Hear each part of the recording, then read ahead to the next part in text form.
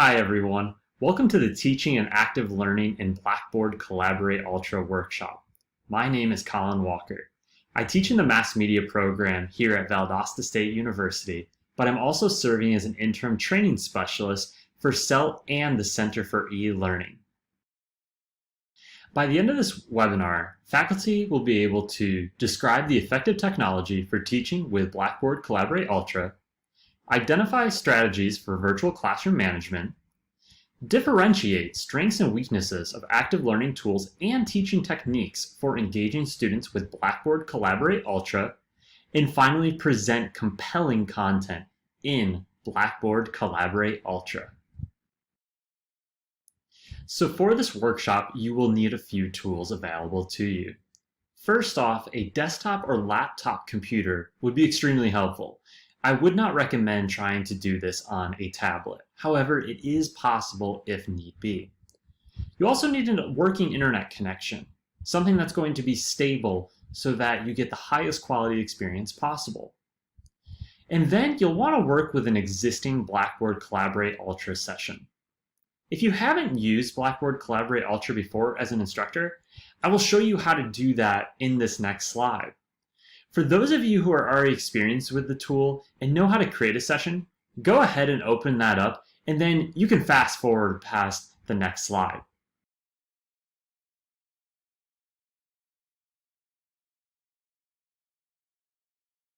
So let's go over the basics of how to create a Blackboard Collaborate Ultra session. So you'll see here I'm in my sandbox right now. Every course is going to look similar to this. So what I'm going to do is I'm going to scroll down and I'm going to find Course Builder. Next, I need to add a link to the course. Before you do all of this, there has to be a module for the Collaborate Ultra session to go to. So what I'm going to do is I'm going to click on this icon right here for Create a Link. And I'm going to go to Testing Tools. What I will do next is I'm going to click on External Learning Tools because that's where Collaborate Ultra falls under. I'm going to select Collaborate Ultra Preferred. And then you'll notice you can give a name. So I'm going to call this Collaborate Ultra Example for Workshop. And then press Save. Right there, you've now created a Blackboard Collaborate Ultra workshop. And if you want it published, you can choose that right here. So I'm going to navigate back to my course home.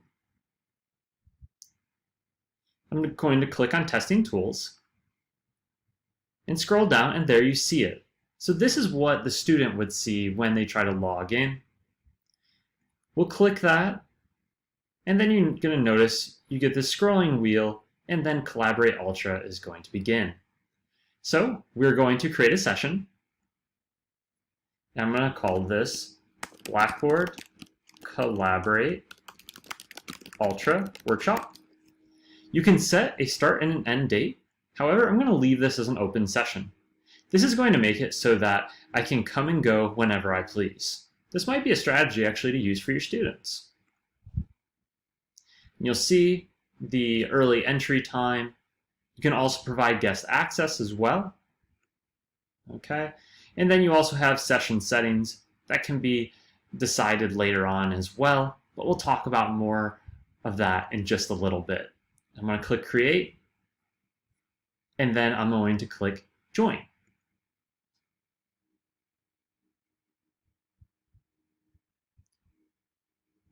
If you've made it this far, you've now successfully created a Collaborate Ultra session. Feel free to pause, rewind, and go over these steps. If you need additional assistance or step-by-step videos, I provided a link in BlazeView 101 for you all. We are going to begin this workshop by discussing strategies for virtual classroom management.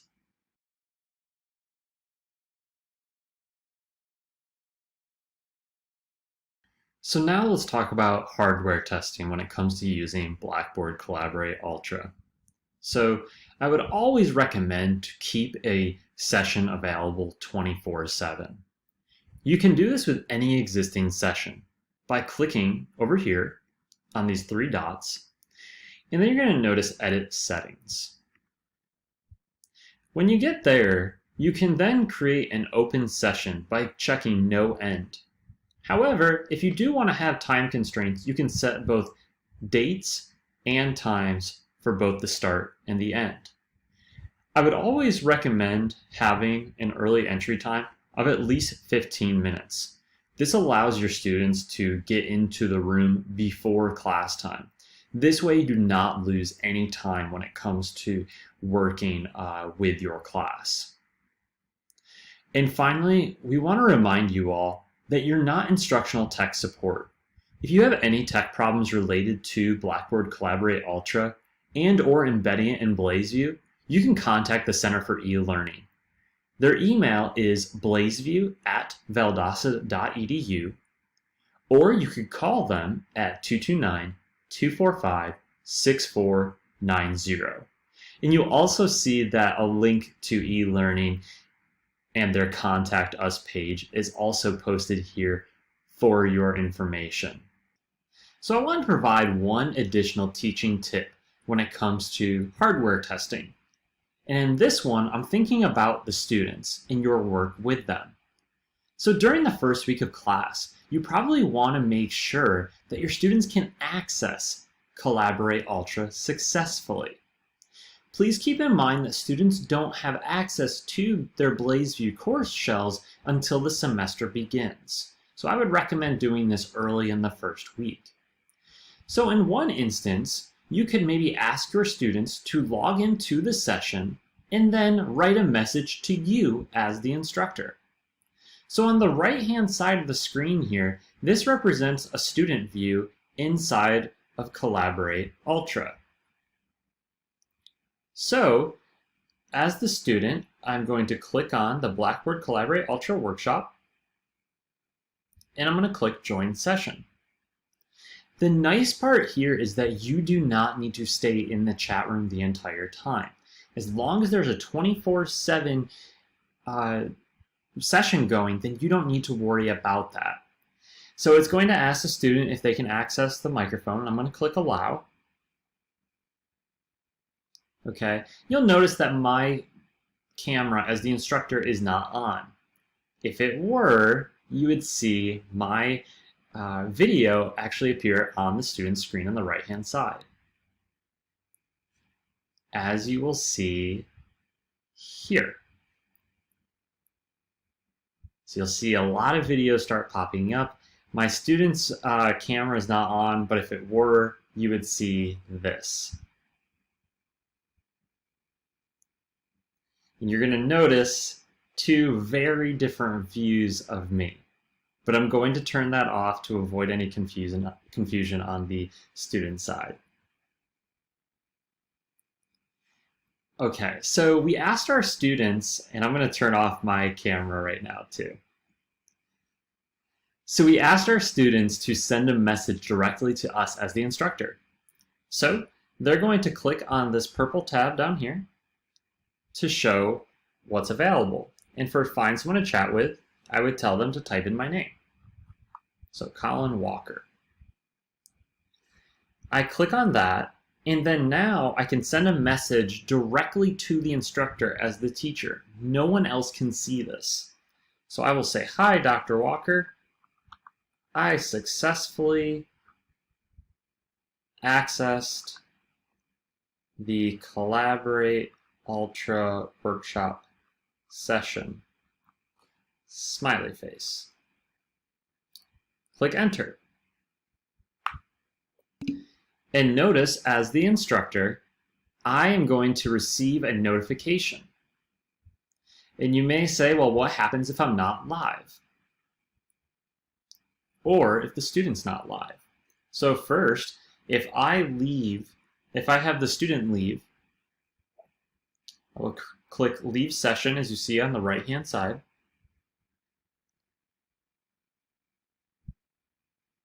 And you'll notice that is going to stay there, that chat message.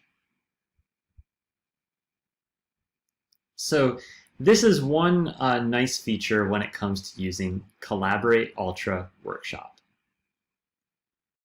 So let's speak about some different virtual classroom strategy tools. So first off, I would always recommend asking your students to mute their mics upon entering a class session. So for them to do that, you just need to show them that when they enter a class session, and you see Join Session on the right-hand side of the screen,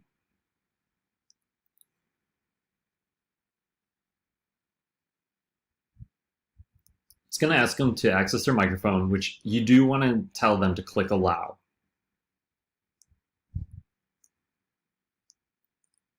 All they need to do if they want to unmute or mute their microphone, to unmute, they're going to click on the microphone icon, as you see here.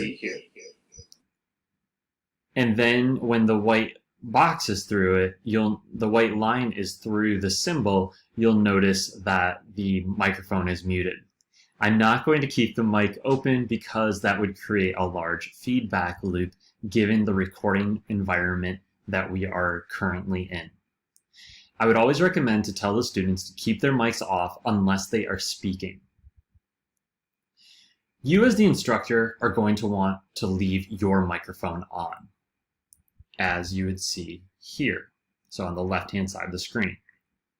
But once again, I'm going to turn this off so that we do not have a feedback loop that forms. Feedback is very bad, and it's going to be painful for your students and yourself in some instances. Okay, I would always recommend keeping your video on as the instructor. If you need to turn your video off for any reason, make sure to put some sort of graphic on the screen for your students. You don't want to think that you just left them, even though you may have to quiet a dog who's barking or maybe go take care of something really quickly. So next, you want to show a welcome message that's going to encourage your students to participate. So one way of doing this is maybe use the whiteboard. So to find the whiteboard, you're going to go to Share Content. And you can share a blank whiteboard. So you see that's going to appear on the right-hand side of the screen, so this represents the student view. So I might write in there, welcome to Blazeview Collaborate Ultra Training 101.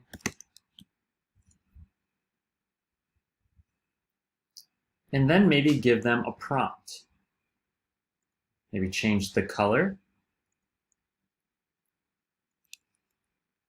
Tell me your level of experience with this platform on a scale of 1 to 10.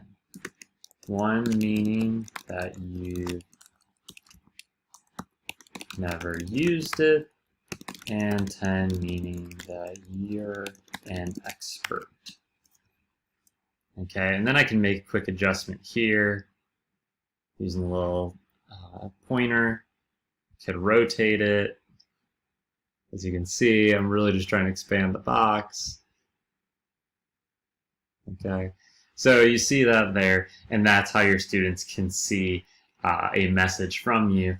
And then in that instance, they could start sending you chat messages. So for example, if I'm the example student, I could send a message in the everyone chat saying, I'm an expert. So I'm going to give it 10. And then it's also going to pop up there and everybody else can see it. So that's something that you do need to explain to your students, that if they do type in the everyone chat, then everybody can see their message. So there's going to be some instances where they may want to contact you as the instructor and not everybody right away. Okay, so this is a way to just get people to participate really quickly in class. Another method that you could try is playing some music. I prefer film scores, and that's probably because I teach in a media program.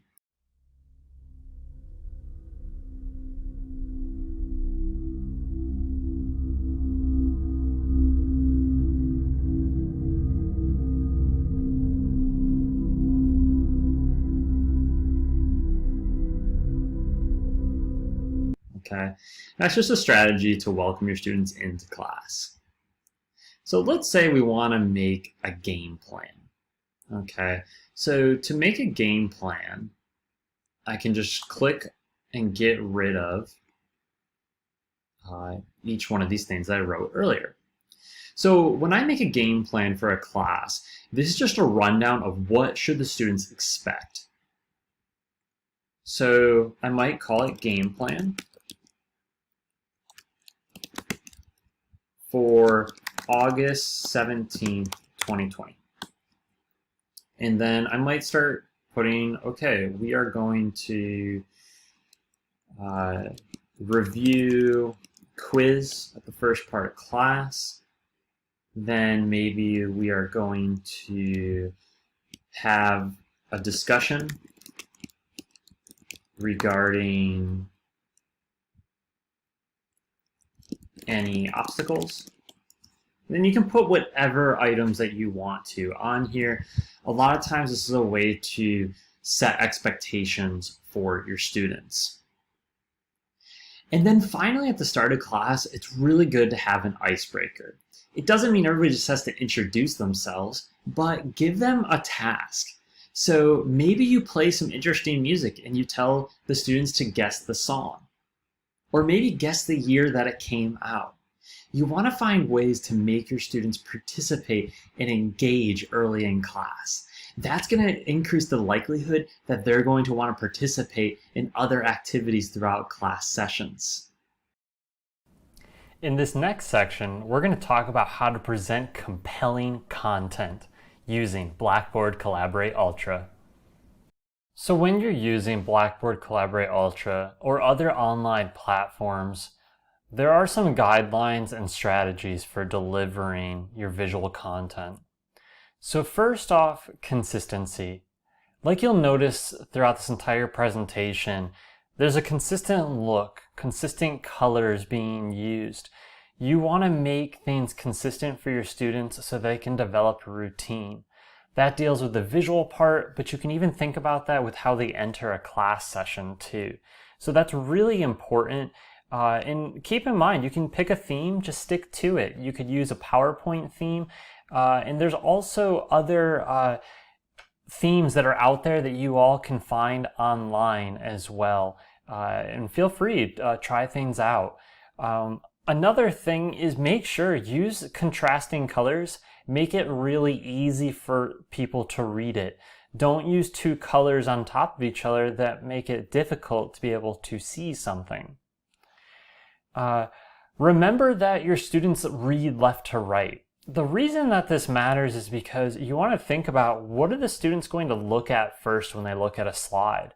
So for example, if you take a look at this slide here, you'll probably notice that your eyes naturally gravitated towards the left-hand side of the slide at first. And that's just because in our culture, we read from left to right. Okay. Make sure to space out your information. Don't overload your students along the way when it comes to images, video, text. Try to avoid putting large paragraphs on slides. You want the students to be engaging with the content you're speaking about rather than just staring at something else. Okay. Make sure that your delivery of content is clean and simple. Your students might be looking actually on a 4-inch screen in some instances, if let's say they're having to use something like their cell phone. As we could see, something like that here. They might actually be using this. But also some students might be looking at it on a 70-inch television as well. So those are some things to think about. Revealing information. Don't feel like you have to give out all the information every single slide. You might make it where you have consecutive slides so that the content is revealed over time. One thing with Collaborate Ultra is that it doesn't really do well if you try to load in a PowerPoint and have a lot of transitions. That might create some problems for your students. Also consider how you chunk out content. Okay, so use section headers like you saw here where you had presenting compelling content as a section header in the slide before this. Okay, make sure to have distinct headings and subheadings. This is going to make it easier for your students to consume the information that you are putting out there for them. Okay, make sure pace yourself throughout the presentation. Take those few seconds and embrace the silence. Ask questions and give the students time to respond. If you always respond right away, then the students might not feel like they need to always say things directly to you right away. They might think that you will just give them the answer and that they don't need to take the time to really reflect on maybe what was discussed in class or maybe homework that they had worked on beforehand. You'll also want to make sure you have time markers. So if you want to be at a certain point of the presentation, you want to make sure that you hit that mark. Sometimes I use a smartwatch to do that. That's just one way of trying that out.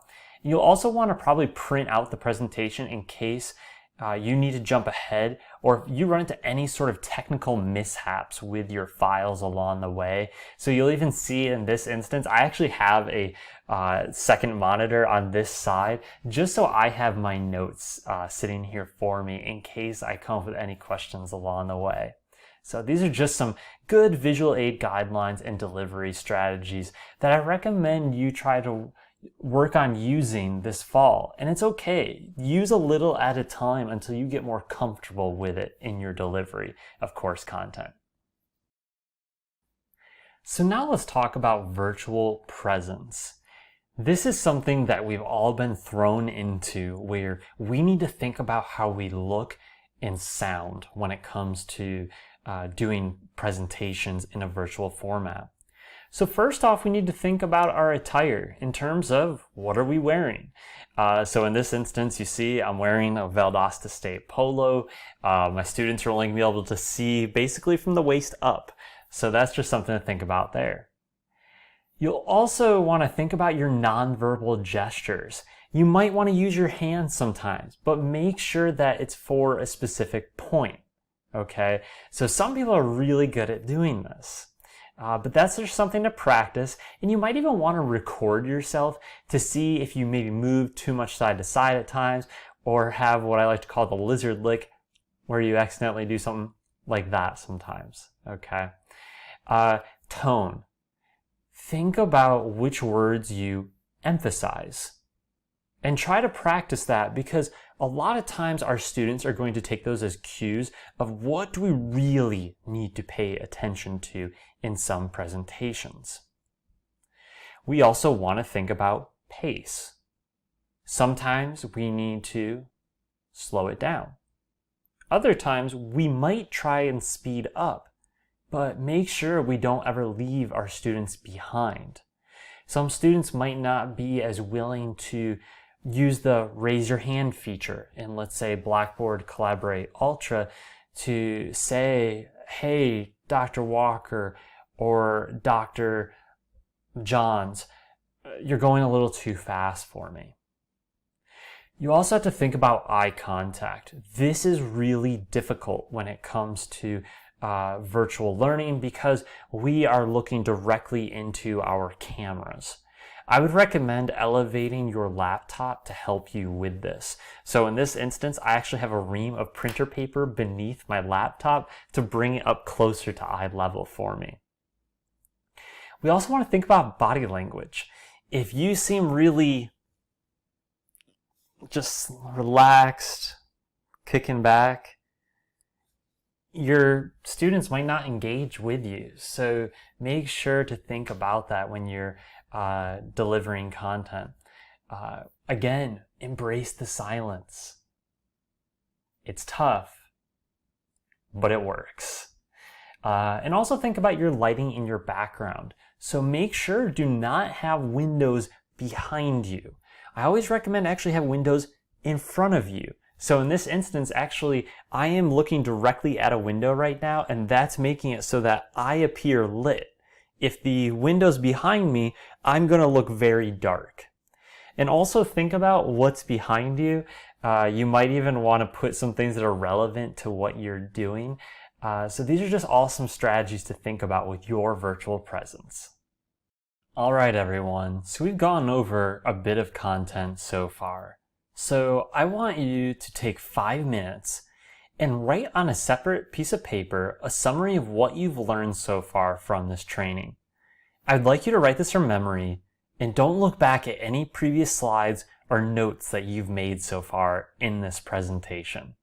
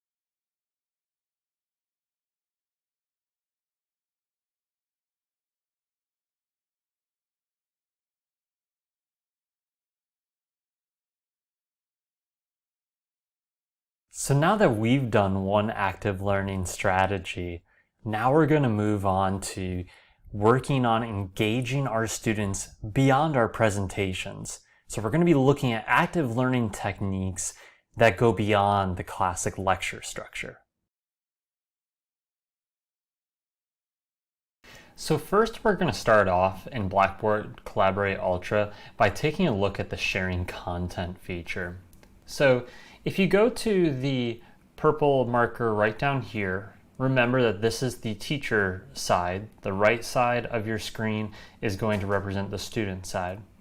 So if I click here on the Open Collaborate panel, and then you go to this icon right here and click Share Content, the options that are available for you are to share a blank whiteboard, to share an application or screen, and then also to share files.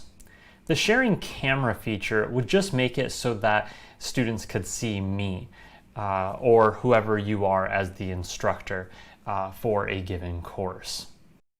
Before we dive too far into the sharing content function, I want to speak about some limitations that have come up with Collaborate Ultra along with other video sharing platforms.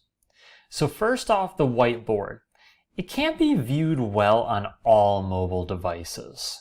It doesn't mean that there's not some functions that work, but just keep that in mind with your students. Next, when you're working with the sharing application or desktop screen, remember they can see everything on your desktop.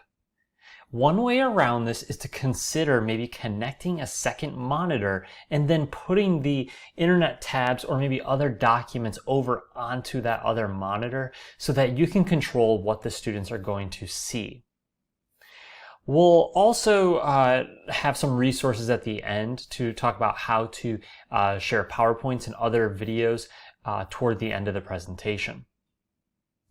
Another thing to think about is file size. I would recommend keeping your file sizes under 60 megabytes, represented by the acronym MB. The reason for this is because the larger the files, the more bandwidth that is going to be required from your students and yourself. If your students don't have a really fast internet connection, this could mean that they could run into delays of receiving files, and you might be talking about content and they have not even received it just yet. So that's just something we really need to think about. In addition, you may also want to ask your students to only turn on their cameras when they're speaking, because this could also affect their internet connection and just their experience in your class. So with sharing content, there's a lot of opportunities for active learning exercises. So here are 3 examples that we are going to go over, and I'm going to show you how to do these inside of Blackboard Collaborate Ultra. Remember that the left side of the screen, when you see it, is going to represent the teacher view, while the right side of the screen is going to represent the student view. The 3 activities that we're going to work on with the whiteboard tool are going to be concept mapping, a graffiti board, and then a complete a sentence exercise.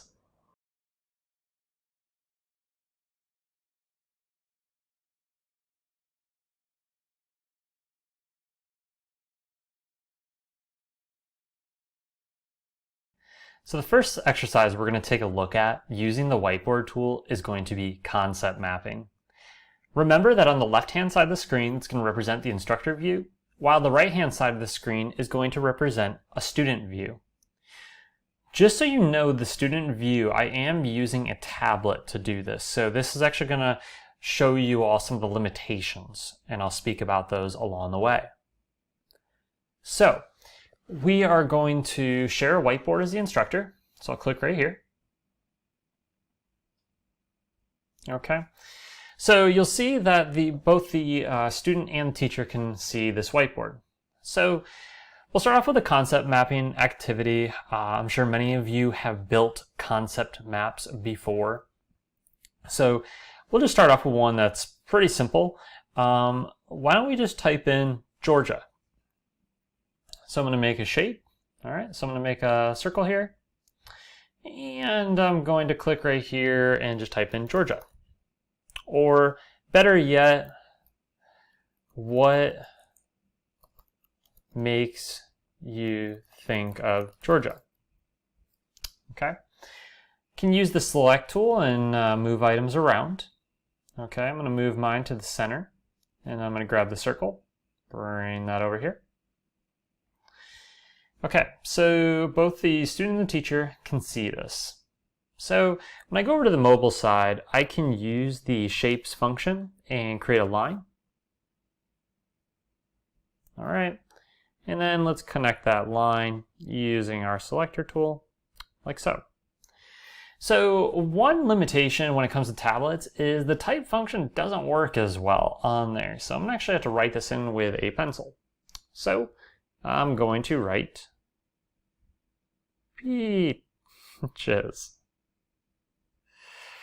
Okay, please don't mind my calligraphy, since I can only use my finger when it comes to drawing on this iPad.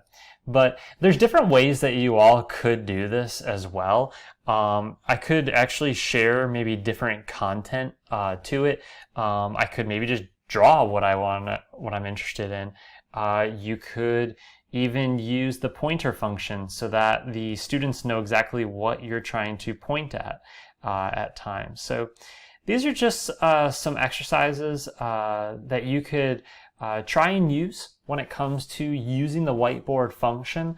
I'm sure everybody in their respective disciplines can think of some different ways that they would try to build a concept map using Blackboard Collaborate Ultra with the share content function.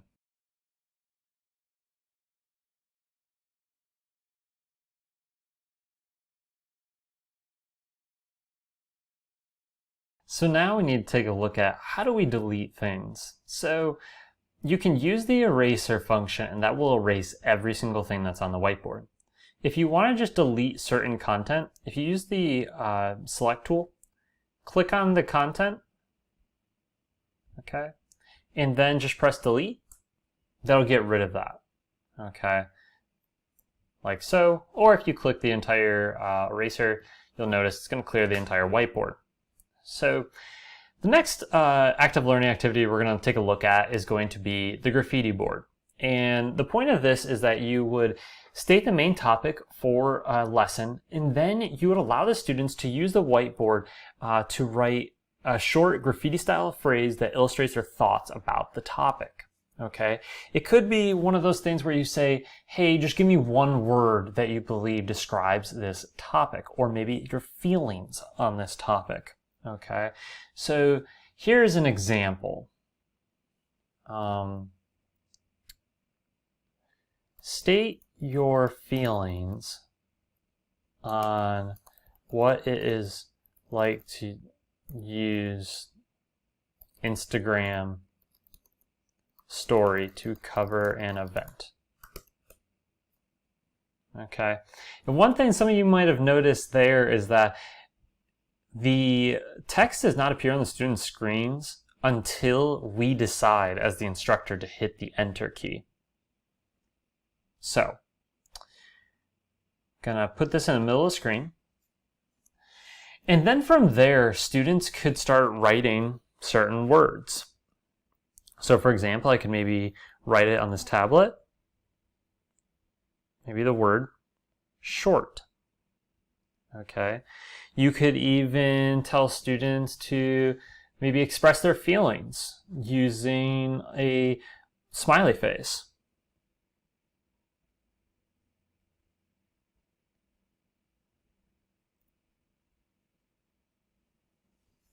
Okay. It might seem kind of simple and maybe a little goofy to do things this way, but the thing is you're requiring action out of your students. All right. And I'm sure many of you could probably think of different ways to be able to use this, where, for example, maybe you use shapes. You might be able to use more of the text function if more of your students are not using tablets to do this. Just note that my instructor station, this is just a laptop. So this platform does work fairly well with laptops.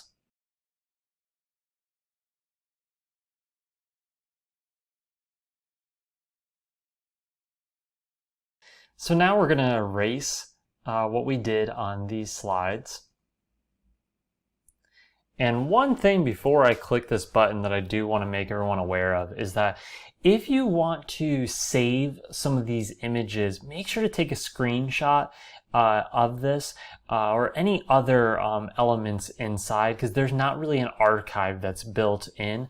The only way to have a true live archive would be to come over to this open session menu and make sure you click to start recording. Okay, so that will record the video of the entire lecture, and this can be helpful especially if you need students that can't make it on a particular day and you want them to be able to go back and see what occurred during a class period. Okay, so I'm going to click the clear function.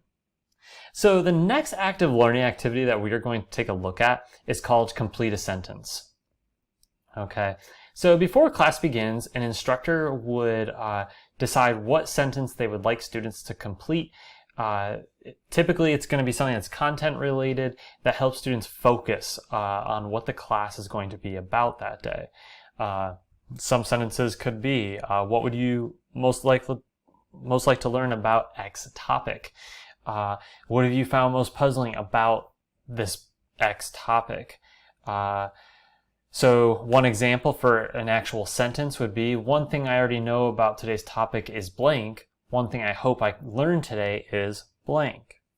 Okay, so here's how you could maybe go about doing this in something like Blackboard Collaborate Ultra.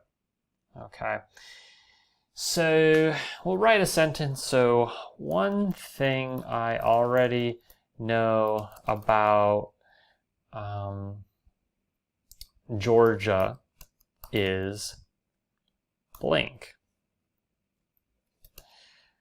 One thing I hope to learn today is blank.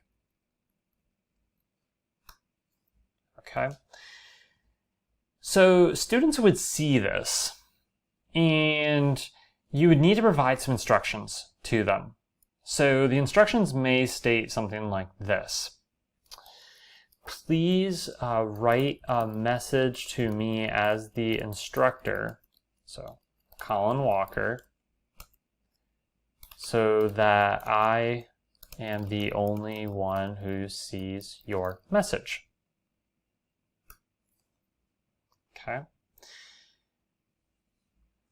The reason I said the instructor is because sometimes students may not be comfortable admitting that they don't know about a particular topic as well. So this is kind of a way to kind of build trust between yourself and those students. So if I'm on the student side now, okay, remember that's going to be on the right hand side of the screen. I'm going to go to the chat function over here. And I'm going to go back and I'm going to type in Colin Walker. And this way they know that this message is only going to me. So one thing I already know about Georgia is, let's see, it's really hot during the summer. One thing I hope to learn today is, what is the impact of the heat on food crops? I'll press enter. And right there, you see now that the student has participated. So in the instructor view, you go to the chat, and then you would see each one of your students on here. This is a way to make sure that your students are actually participating during class. Okay, I would recommend doing this every once in a while, maybe every 15 minutes or so during your class period, just to make sure people are engaged with what you're discussing and to make sure they're there, to be honest, too. So this is just another active learning activity that you can use with the whiteboard function inside of Blackboard Collaborate Ultra. Finally, I'm actually going to stop sharing this whiteboard, and you do that right here.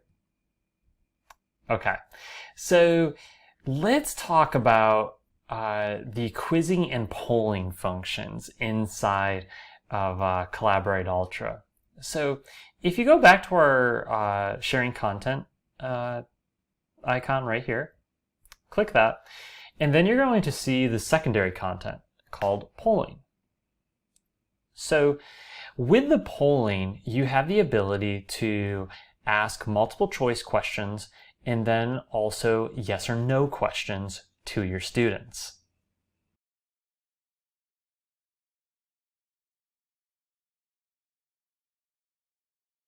All right, everybody, so let's take a look at how to use the polling process as an active learning technique. So I'm going to go to polling, and what I would recommend is maybe start off class by asking a question that will gauge whether or not the students maybe understood a concept or maybe did the reading if, let's say, you had that required for homework from your students. Okay, so when you're building one of these polls, the students can't actually see it, okay, until you launch the poll itself. So here's the question I'm going to ask. Who invented the printing press? Maybe this would be in one of your 1000 level courses. So I'll put maybe Thomas Edison, Johann Gutenberg, and Alexander Graham Bell. And when you press start, you'll see it pop up on the right hand side of the screen representing the student view. Okay? So they have to make a choice. So in this instance, if the student selects Johann Gutenberg, okay, you'll see that at least one response has happened. You may wonder, well, how do I know what student said what? If you go back to your attendees view down here, you'll see a little number 2 pops up, and that corresponds to the selection from the students. This is a good way to find out if your students, if there's a large number of your students that maybe are struggling with a particular concept, If you find that a lot of students are answering one answer and the rest of your students have a very, very different answer that you know is incorrect, that might be a sign that you might need to speak more about that topic or figure out a different way to approach that topic to help more students understand it so you can move forward in the course so the students can improve upon their learning. If you want to show the students what each person answered in terms of the numbers of responses, but not who did what, you can click Show Responses. In this instance, it will show how many people responded. And the reason it says there's one no response is actually it counts me as an attendee who did not respond.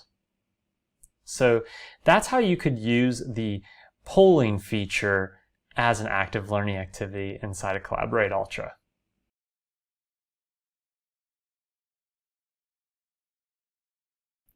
So now we need to end our poll. To do that, you go to the stop icon right here.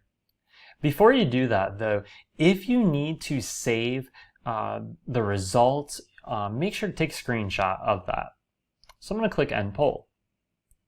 So now I want to talk about a different active learning technique. Think about if you want to have the students work with each other and maybe in smaller groups. There's a way to do that. So you go to your Share Content tab once again, and you click Breakout Groups. So inside the breakout groups, you're going to notice that normally a couple groups are automatically created for you. You'll notice that you and all your students will be in the main room. You'll also see this box labeled Allow Attendees to Switch Groups. If this box is checked, students can move around to whatever group that they want to. So, with these, I can actually name the groups too. So if you wanted to have, let's say, Team Green, Team Blue. And you'll see, I can be making these groups without my students seeing them, so you can think ahead a bit. So let's say we're going to put our example student into Team Blue. When I launch the breakout groups, it's going to appear on both the student screen and the instructor screen. So we'll click Start, and then you'll see these both appear. And the person knows, the student knows that they are in Team Blue. Okay, so in Team Blue, if the student goes to the Share Content tab, he or she could actually share whiteboards. The share application, it's probably not available because of it being on a tablet. They can also share files and things of that nature too. And you may say, well, what could I do as an instructor? So if let's say that you as the instructor want to go into Team Blue, you can using this icon right here. I can enter in, and then I could share a file. Okay, so let's see. I could share a little meme.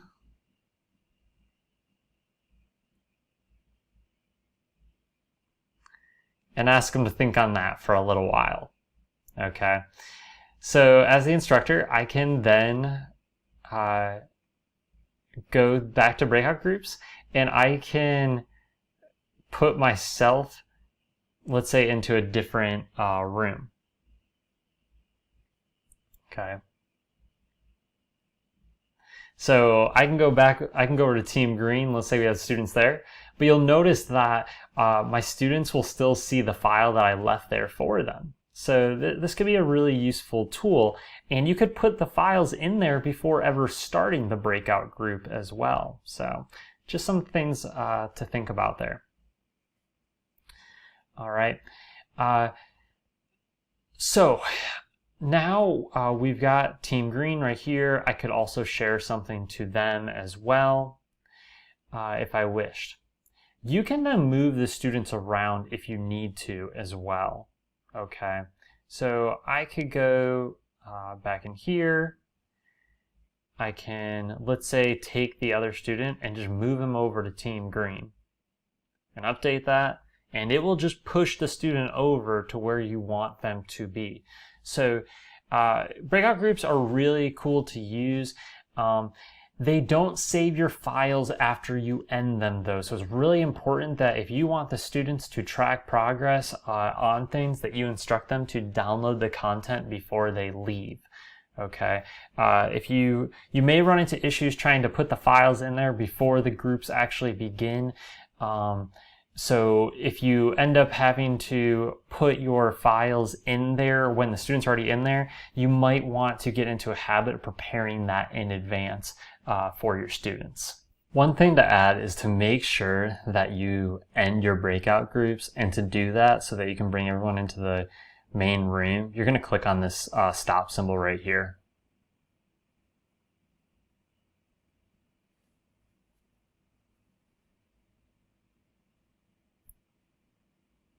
And then you'll notice everybody is now back into the main room, and you saw that connecting notification was brought up there for you as well as the instructor.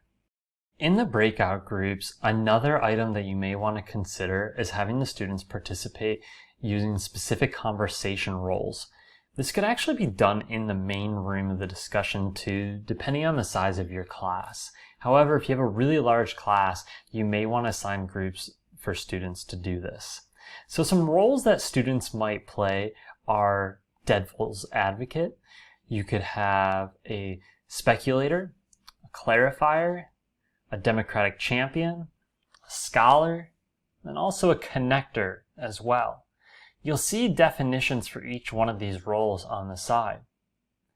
Some of your students may actually just be looking on and seeing this as it happens. You could have students actually even peer evaluate each other to see how well they do with a particular role. In the next set of slides, I'm going to show you how to actually adjust some of the permissions so that students can actually leverage some control in being able to share certain content, just like an instructor. So students can be given different roles inside of breakout groups or just the main discussion room inside of Collaborate Ultra. To do that, you're going to click on these three dots right here. Okay, and you'll see for our students, they can either be a moderator or they can be a presenter. They are participants by default inside of Collaborate Ultra. In the next slides, I'm going to show you the different permissions that are given to students that are given each one of these roles. So you want to choose wisely with each of your students of how you use these tools.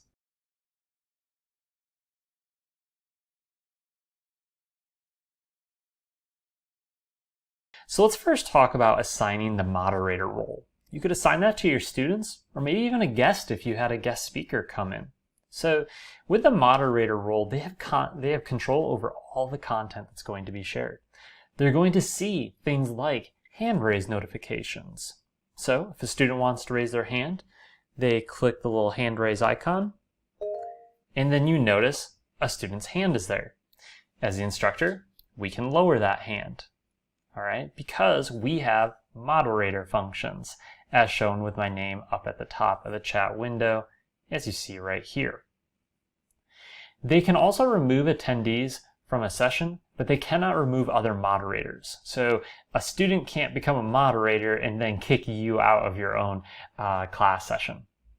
They can also adjust session settings, including what the participants can and cannot do. Moderators also get links to their session recordings as well. So that's something to keep in mind if you record your video session for the students. Okay, so to do that, you just click the ... and that's how you'd make your student into a moderator. And you'll see that they're even being told that they are now a moderator.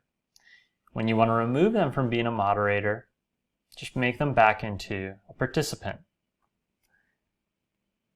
So that's just one of the roles that we can work with inside of Collaborate Ultra.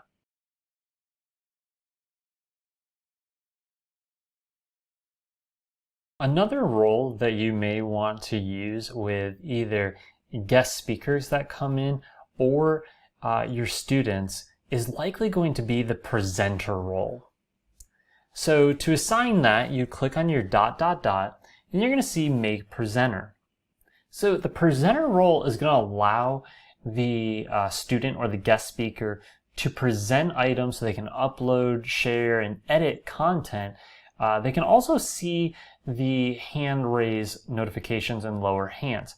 What they cannot do is remove anybody from a session or adjust the session settings. So this is a way to provide some control while also maintaining some control as the moderator over the session. You want to avoid that giving away that moderator role just for the fact that it could really derail a class fairly quickly. So that's just something to think about when you're considering which role to have each one of your students or maybe a guest speaker in for a particular class session using the Collaborate Ultra platform.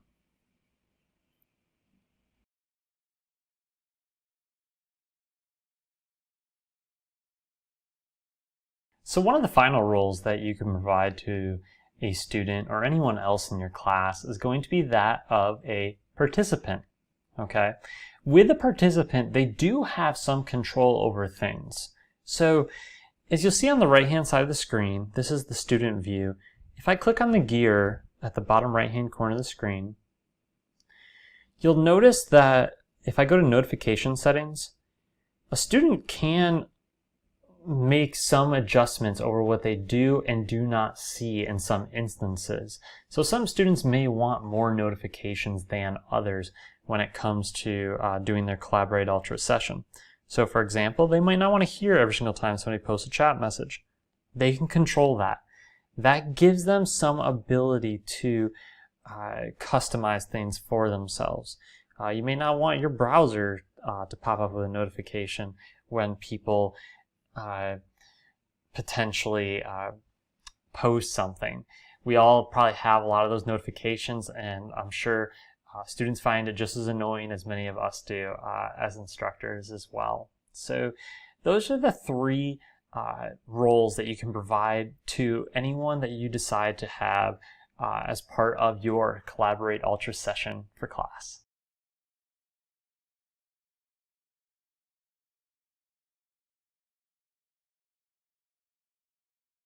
So let's talk about a few more active learning techniques that you can try using inside of Collaborate Ultra. So the first one would be an open-ended seminar. So maybe the students have already engaged with a particular text or assignment, and you want the students to think out loud and talk about their thoughts or maybe other ideas that have come up as a result of completing a particular assignment. So if you have a class of almost 30 people, that can become a little bit difficult sometimes. So if I'm a student, in that lower right-hand side, I have that Collaborate window. I would go to my chat function, and this way I can see everybody. So I need to open mine as the instructor. So if we ask questions to students about, for example, what did you learn most from this particular assignment? Well, if I go to this attendees view, I'll see each one of my students raising their hands. Okay, and this makes it so that not everyone talks over each other. If you allow people to just everyone open their mics, they could all begin speaking over one another, which is something to be really careful about.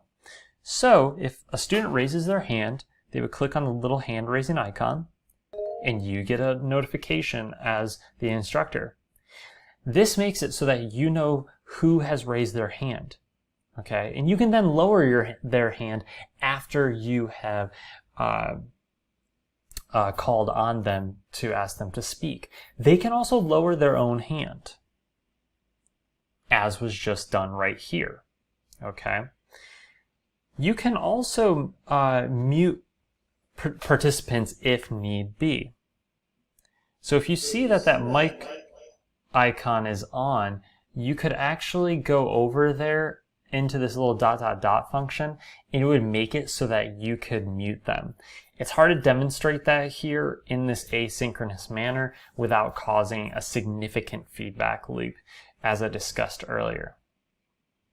You also can see at the top, you could mute everybody. If you have, let's say, 20 students trying to talk, this is a way to mute everybody all at the same exact time and then explain how you want class to move forward. This is going to be part of netiquette, which a lot of students might not be used to, okay? Just as we as instructors are getting used to using these types of platforms, we also need to work with our students on it too, because they're also sort of new to it as well.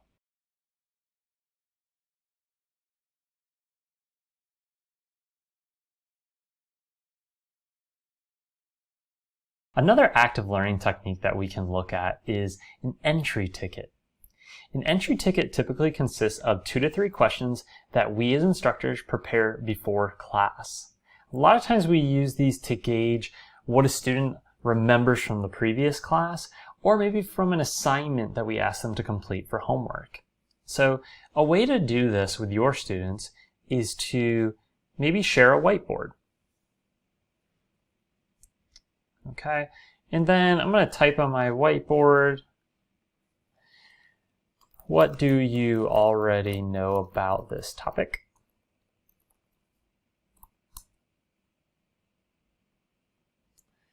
What experiences have you had with this topic?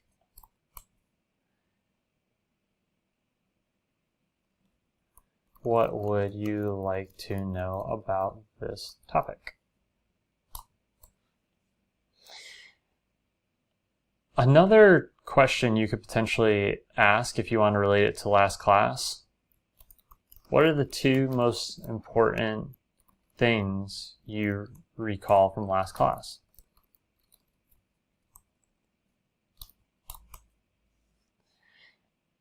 And what I would recommend is give instructions to the students on the whiteboard too. So not everybody asks the same questions, because maybe people come in a minute or 2 late at the start of class because maybe they had internet issues.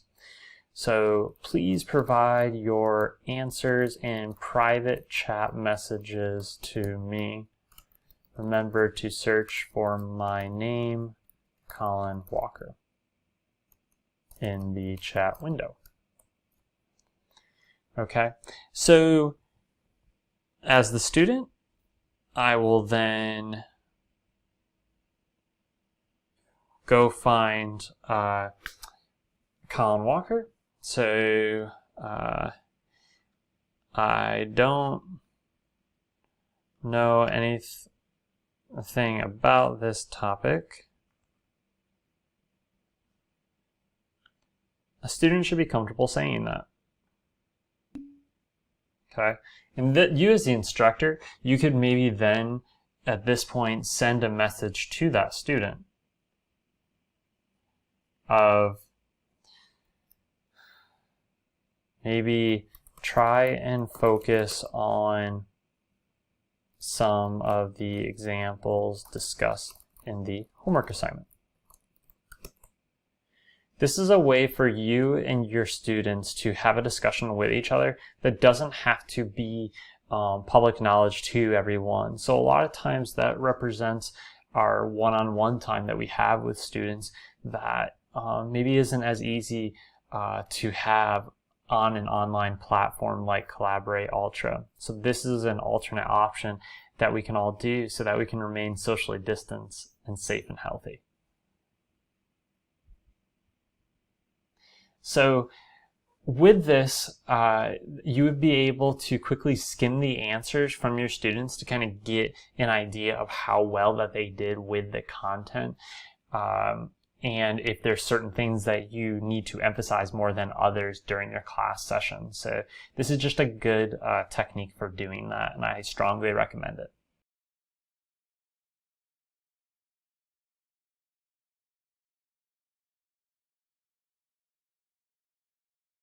So the next active learning technique that I want to discuss is the exit ticket. The exit ticket is very similar to the entry ticket.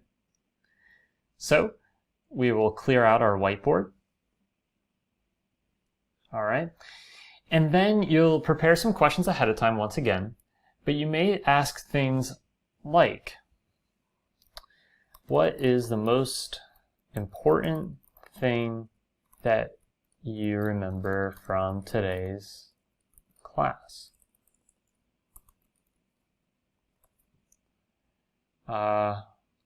What was a light bulb moment today? Similar to when you had the students send private chat messages, I would recommend doing that again here. You might actually have the students say it publicly too, if you want students to kind of feed off one another to see if it kind of gives reminders to people. The reason I like to use this technique is because it's a way to gauge how well did I do as a teacher today. If I find that maybe the thing that I wanted to communicate as being the most important did not come across that way, then that might mean I need to clarify something in the next class period. So once again, just another tool that you can use inside of Collaborate Ultra. Now I would like each one of you to participate in an active learning exercise by completing an exit ticket for this webinar. I would ask that each one of you send an email to colwalker@valdosta.edu with answers to these questions. First, what was the light bulb moment for you during the training? Second, what specific tool or teaching technique for engaging students with Collaborate Ultra would you potentially implement during the fall semester? And finally, what questions do you still have after this training? I really appreciate you all taking the time to participate in this webinar. I hope it was helpful, and I wish all of you the best of luck for those of you who are working with Collaborate Ultra. Hi, I wanted to provide some additional resources for those of you who want to learn more related to Collaborate Ultra or just learning about online delivery in general. So there's a PDF that's going to be attached in BlazeView titled Best Practices for Best Experience. There's also a link for looking at advanced features inside of Collaborate Ultra. With that, just keep in mind if the view doesn't look exactly the same, please feel free to contact eLearning because we have some features available, but we might not have a particular feature available. We have a PDF related to the science of virtual presence. We have some slide design tips, and then we also have some tech information related to Collaborate Ultra, because remember, students, depending on which platform they are using, whether it be their mobile device, a tablet, or a desktop, they might have different ways that they can and can't interact with certain features inside of Collaborate Ultra. Again, I appreciate you all taking the time to review this content today, and I look forward to seeing all of your work in the near future. Take care.